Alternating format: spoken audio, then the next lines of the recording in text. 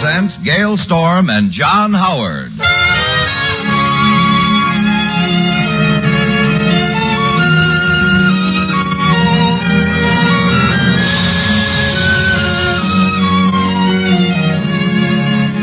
From Hollywood, the Mutual Broadcasting System, in cooperation with Family Theater, presents UFO, starring John Howard. And now, here is your hostess, Gail Storm.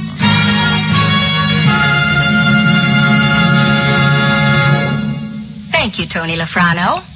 Family Theater's only purpose is to bring to everyone's attention a practice that must become an important part of our lives if we are to win peace for ourselves, peace for our families, and peace for the world. Family Theater urges you to pray. Pray together as a family.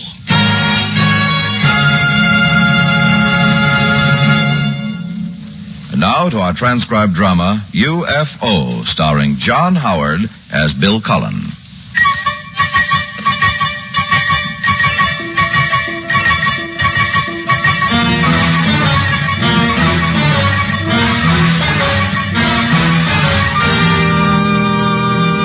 The following story is pure fiction.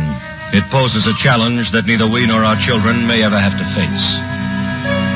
But if we should, if the make-believe problem in tonight's drama were actually forced upon us in the next 5 or 10 or 20 years, it's no exaggeration to say that the way in which we meet it may determine the fate of the world.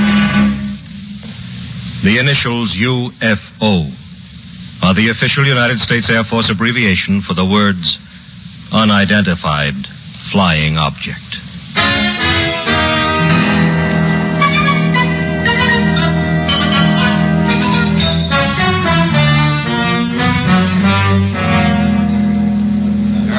Bill? Am I late? No, they haven't started yet. I was checking my bags. Any idea what it's all about? I don't even have a hunch. This is quite a turnout. Say, isn't that Rubikoff over there? Nobody else. Looks naked without his bodyguard. Mr. Calais. Oh, Dr. Passy, glad to see you. What is this meeting for? Do you know? No, not a thing. Whatever it is, it's international. Oh, do you know Mr. Rogers? How do you do? Dr. Percy? I thought you two knew each other. I have not had the pleasure. Are you with the British delegation, Mr. Rogers? No, just a meteorologist. Enchanté. Perhaps you can penetrate some of the fog surrounding this I meeting. don't know any more than you do, Doctor. Looks to me like we're some sort of a UN subcommittee. Why were we brought all the way to Washington to meet at an air terminal of all places? Your guess is as good as mine. Did you see the clearance list? They are checking against our passes. Not very closely. Why? The authorizing signatures at the bottom are those of the chief representatives on the Security Council. Well, All of them? Everyone.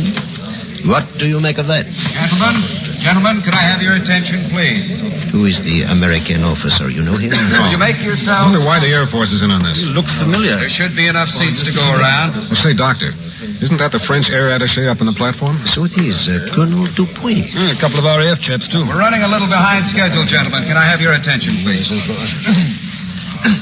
Each of you was privately notified by your various governments early last week that you might be asked to leave New York and possibly this country on a moment's notice. Is there anyone present who was not so notified? Very well. In a few minutes, at 2100 hours to be exact, you will board one of 3 transport planes now waiting on the runways. Your destination, top secret. Now, each of you is an expert of one sort or another, a diplomat, a linguist, a scientist, and each of you may be called upon to exert his talents to the utmost before this mission is completed. Major. Yes, Dr. Passy. What you have just said is very flattering, but now I'm speaking only for the diplomats, and I hope that no one here will take offense at what I am about to say, but it is a fact that we are not what you call top-level representatives of our various governments. At least I know I am not. That's true, Dr. Passy. But you were chosen, each by your own country, for the very reason that your opposite numbers, the ones with whom you'll be attempting to establish diplomatic, scientific, and cultural relations, will not themselves be heads of state, or at least it has so been reasoned. You'll receive a complete briefing en route to the rendezvous point. Rendezvous point? Yes, Mr. Cullen. We here are permitted to tell you 2 things. The general nature and area of the rendezvous point, an uncharted island somewhere in the Pacific. Well, who is it we're to rendezvous with? Can't you tell us that? We would if we could, but we've been able to communicate with them only in a tentative and very unsatisfactory way. And we aren't even certain they'll keep the rendezvous, although, of course, we have high hopes. Who are they, a bunch of cannibals? We hope not. It would make your task almost insuperable. All right, you can't tell us who they are, but what's the other thing you can tell us? Where they're from. And I should emphasize that while our intelligence on this point is incomplete, we have no doubt of its basic authenticity. Well, that's something, anyhow. I hope you continue to think so. The representatives that your various governments have selected you to make contact with on the Pacific Island are from outer space.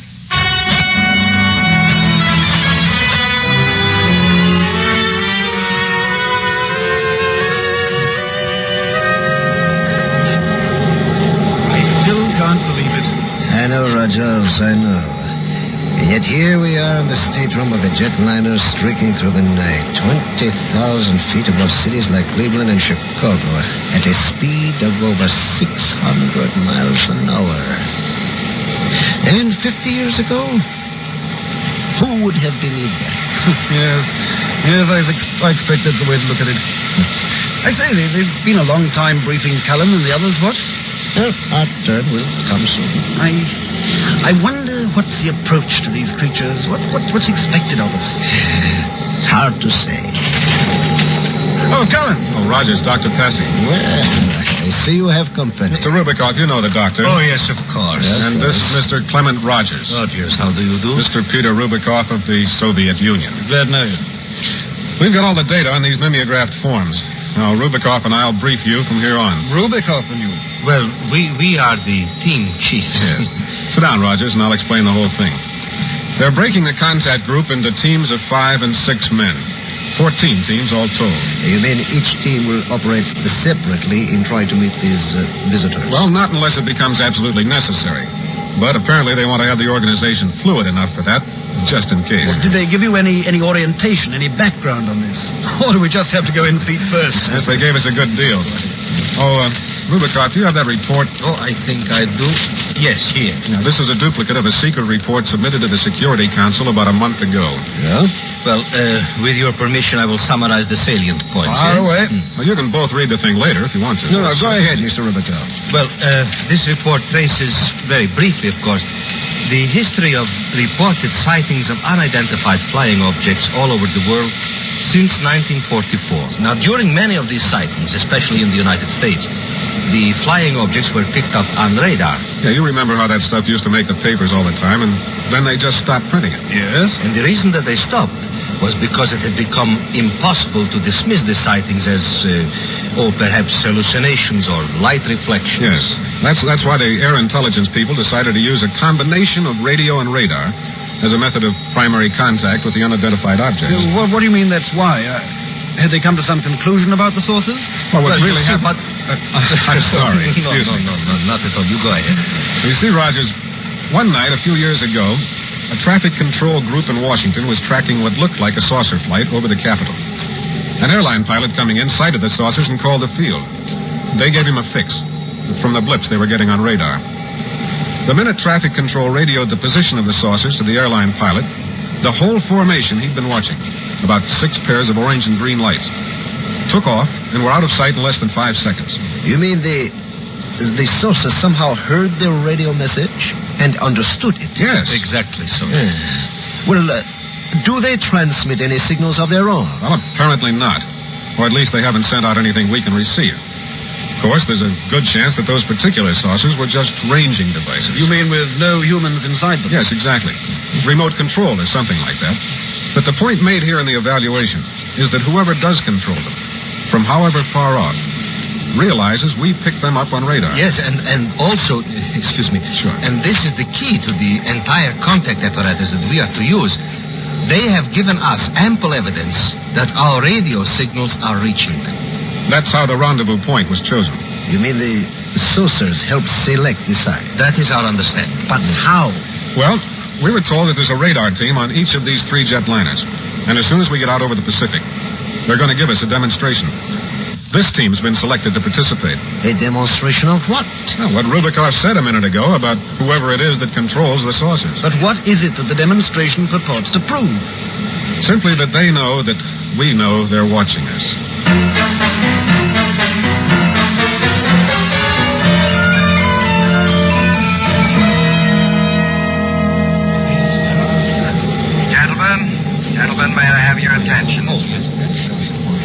darken the compartment so that all of you can get a clear view of the radar scope to my left.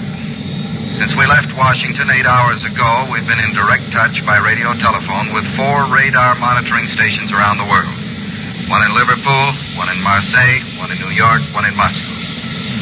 And now will the members of the Orange team go to the bank of telephones along the left wall of the cabin? Well, that's us. What are we supposed to do? Just get on the wire, I suppose. You will find that the phones are numbered from 1 to 4. Dr. Passy, will you pick up phone number 1? Say hello and identify yourself, please. Of course. Hello? This is Dr. Jules Passy. What? Je suis Dr. Jules Passy. Qui? À Marseille. Oui, très bien. I am in contact with the station of Marseille. They say they are ready. Very well, Doctor. In a moment, I'll ask you to say to your countrymen, you may begin to transmit the radio signal. During the time of the signal's transmission, which will be amplified over this speaker so that all of us can hear it in the cabin, I would ask everyone to keep his eyes on the radar scope up front here. Are you ready, Doctor? Ready? All right. Tell your man to start transmitting. Hello? Commencez à transmettre le signal de radio. Now watch. The radio operator in Marseille will send out 10 separate and distinct signals. Then he'll stop. A few seconds after he's finished, a series of blips should appear on the radar screen. I want you all to count them.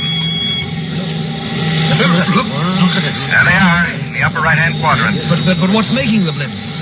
I think you'll find there are 2, 4, 6, 9... Yes, 10. 10 blips. Exactly the same as the number of radio signals that were sent out by the operator. But what are they? Well, before we tell you that, Doctor, would you be good enough to inquire of the operator in Marseille if they've picked up any blips on their radar? And if so, how many? Of course. Sur le radar, vous voyez, sont-ils des signaux? Combien? Merci. Yes, the same number, 10. Thank you. You can hang up now, Doctor. Au revoir, merci bien. Oh, Major, would you be good enough to tell us what those blips represent? Well, they're a flight of saucers, one for each blip. Using measurements taken on the scope, we estimate their distance from us to be about 60 miles. Well, what was the operator over in Marseille seeing? Another flight of exactly the same size. The Marseille call number is 10.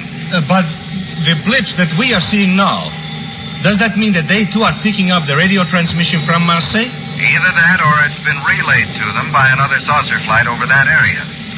Right now, for example, although the Moscow call number is 8, there will be 10 blips on the radar scope in Moscow. It's the saucer's way of telling us they know Marseille is the only station now transmitting to them. Well, then they must know that our 3 jetliners are part of the picture, too. Otherwise, why the blips from just 60 miles away? We expected this. They seem to know everything. No, it's changing. Look, on the radar scope. Some of the blips are moving There's off. 5, 6, 7. There's only 3 left. What do you make of it? Just a minute, please. Hello? Yes, go ahead. Huh? From all 4 points. Well, hold on a moment. What is it, Major? Each of the 4 monitoring stations report that the number of blips they're tracking has dropped to 3. Same as us. Just a second. No? But we're still getting them on our scope. 3, about 60 miles off. All right, we'll let you know if anything happens. What's up? They've dropped off the other 4 scopes completely. We're the only one picking up any saucer blips at all. Major, Yes, Mr. Cullen? I've got a hunch what it might mean. It's just a guess. Let's hear it. Well, you told us earlier that although the saucers had helped to select the rendezvous point using the numbered code, you still weren't sure they'd show up. That's right. Well, could it be they might want to change it at the last minute to make sure we don't pull a fast one? I suppose it's possible. What's your idea? Well, our party's made up of 3 jetliners, and they're showing up 3 blips on this radar scope. That's right. Maybe they're trying to tell us to follow them.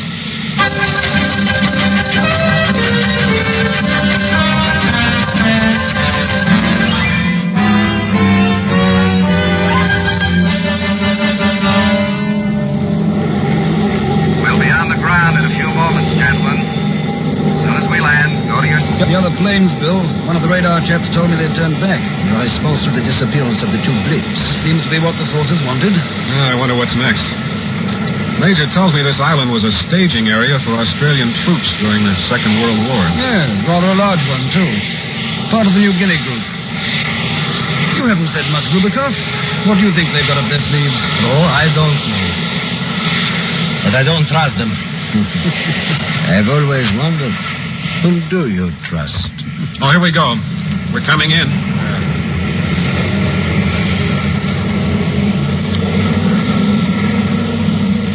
Yeah, this is starting to get gray in the east. Almost morning. Look, on the scope. What? The last blip we were following. It's gone. Maybe the sources aren't willing to make a daylight appearance. But it is at their insistence that we are landing here. I guess the only thing to do is to make ourselves comfortable on this island until nightfall. Leave the next move up to them.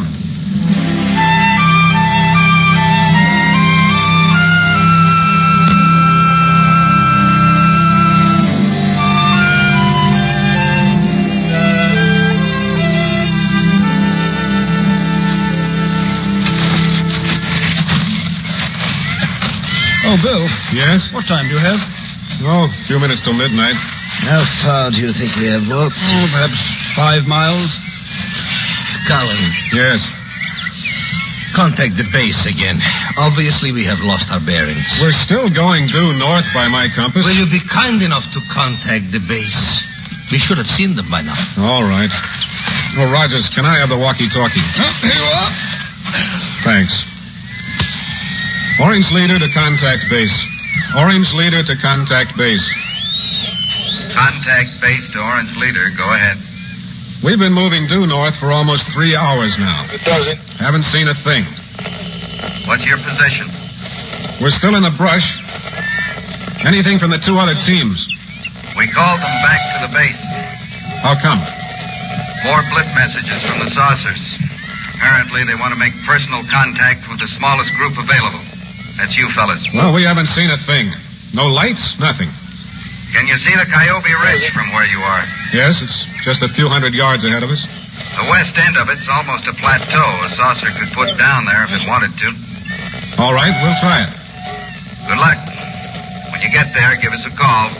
Major Reeves out. So, the others they sent back. Yes? And we are to be the guinea pigs. I don't believe I have ever felt so helpless in my life. Any special instructions? No, I guess the original ones still stand. No hostility. Do everything possible to convince them of our friendly intentions. Friendly intentions? What's troubling you, Rubikoff? Well, they will take that as a sign of weakness. Let us be realistic, Mr. Rubikov. Our sole hope of survival is that their intentions are friendly. Oh, nonsense. You honestly think that the Soviet Air Force, or any Air Force for that matter, would last 10 minutes against the saucers in a shooting war? Yeah, but it might not come to a shooting war if we can scare them off. I've got a feeling they won't scare very easily. Well, we should at least try. Gentlemen, the alternative is abject surrender. Why can't you people understand that peaceful relationships don't have anything to do with winning or losing? Why don't you understand that the threat of power is the key to peace? All right, Rubikov, I have it. As soon as they land, you go up to them and say, boom. You laugh. We have conquered half of your world while you are laughing. Yes, but you never conquered the laughter. I should think you would have found a lesson in that. Sentimental rubbish. All right, Rubikov, knock it off, will you? What? This isn't a press conference. We've got work to do. Let's go.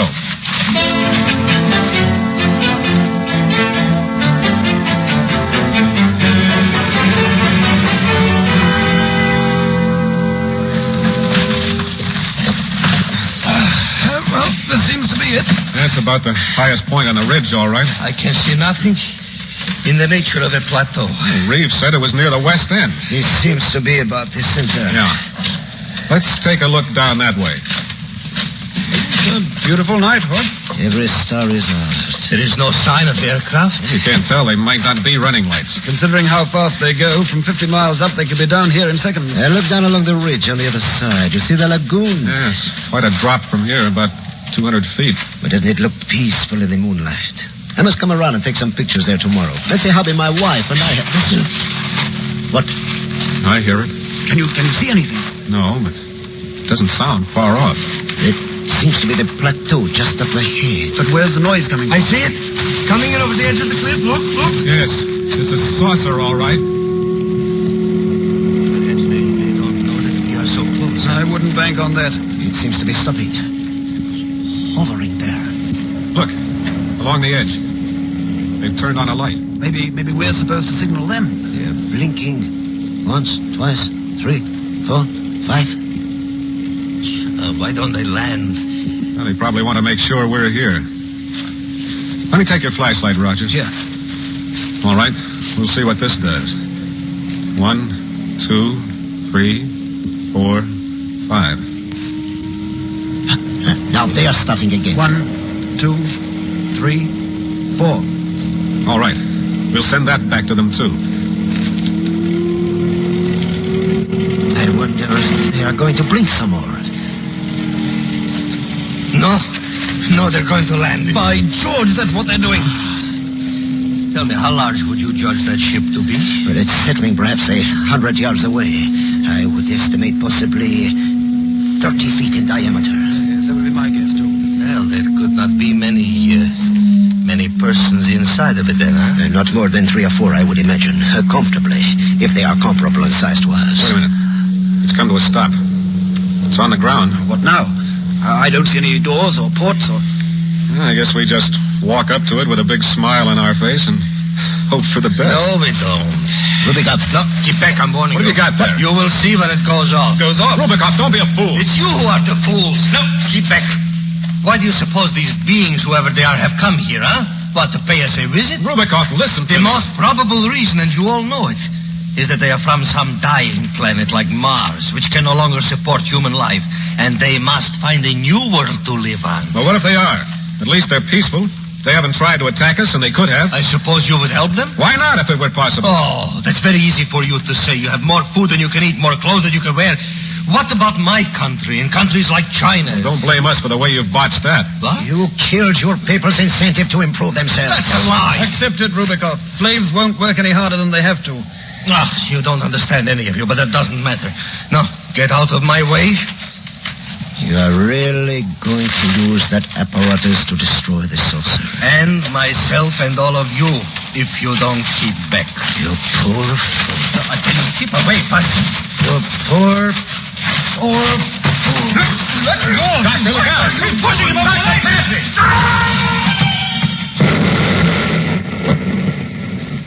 Oh, my. Oh, terrible. Just a moment ago, Passy was saying he'd come back here tomorrow and take some pictures. Look, Bill, the saucer. No. Yeah, they've turned the lights on again. Do you think they heard the explosion? Well, they must have. Look, the front part of the saucer is sliding open. Maybe they're coming out. If they misinterpreted that explosion... Yeah, I know. You couldn't very well blame them if they did. There go the lights again. 1, 2. Rogers, do you see any sign of life in that opening? No, it's not very brightly lighted either. Do you suppose they want us to come in? I don't know what else it can mean. Listen, Rogers, I don't think both of us should go. Oh, now, look here. No, really. If it's a trap, then we're both wiped out. You think they just might want some sort of sample man to size us up? No, I don't really think they do, but since there's always a chance... You've great faith, haven't you, Bill? Well, I like to think I do. If these creatures have a heart and a mind, then I know who created them, and that's encouraging. What do you want me to do? Here, you take the walkie-talkie and get in touch with the base. Right now? Now, as soon as I start up toward the saucer. And Rogers. Yes? If it seems that it's going wrong, don't come running or anything like that. The base should get a full report, and if you get mixed up in this, they won't. You're the boss. Well, I better get moving. So long, Roger. Good luck. Orange to contact base. Orange to contact base. Contact base to Orange. Is that you, Cullen? No, it's Rogers. Now listen closely. We're on the plateau. The saucer has landed. It's scarcely 100 yards from me. Cullen is approaching it alone. He's about halfway there now, flashing his torch as he goes. There are 2 lights along the leading edge of the saucer, and they've begun to blink again. A few moments ago, a section on the side of the saucer facing me slid open. I can't see the interior very well. It's dimly lighted, and there's no ramp leading up to the entryway. Cullen's going to have to climb up. It's just a foot or so. Wait a minute. Someone or something has just appeared in the entryway. Cullen has seen it too. He stops. He's less than, I should judge, 10 yards from the opening. In this light, I can't possibly be sure, but I think it's a man. He's standing in the entryway. He beckons to Cullen in what seems to be at least a friendly manner. Cullen has started to move forward again. Now he's reached the saucer. He stops, looks up at the being, and he extends what I'm sure is a human arm to assist Cullen through the opening. I may be a bit premature, Major, but they're both standing there looking one another over in what seems a very civilized fashion, and I think it's going to be all right.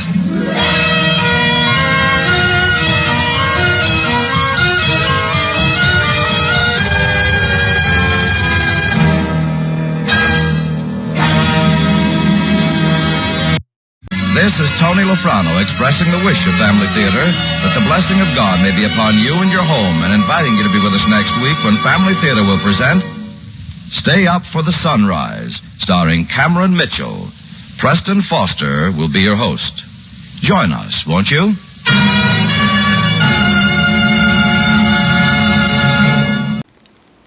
Until next time, this is John.